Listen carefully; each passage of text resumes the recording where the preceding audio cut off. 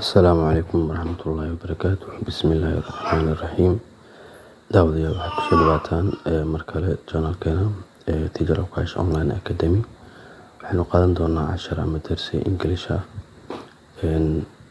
casharkeena waxaan diirada ku saari doonaa English sentences, jumlado English ama Ingiriis ah oo isugu jira af Soomaali iyo English. jumlada ugu horeysa, who was killed here? yaa lagu dilay halkan. Cut off this long yash mark.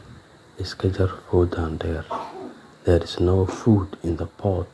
digsiga raashin kuma jiro. Who took your rose? yaa qaatay rooseytadaada. First, think of your own interest. dantaada ka fikir marka hore. jumlada ugu dambeysa waxay noqon doontaa, the cativity is bigger than the fodder. caashaqa calafka ayaa ka weyn. The cativity is bigger than the fodder. caashaqa calafka ayaa ka weyn. hagaag daawadayaal, waxaan filayaa inaad fahamteen oo aad ka bogateen sharaxaada casharkeena.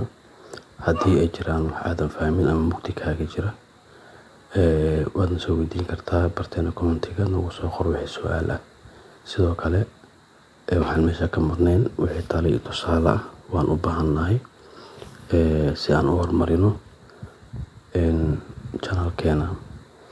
sidoo kale daawade, hanaga iloobin inaad like noo saarto si ay ku soo gaaraan muuqaaladeena dambe.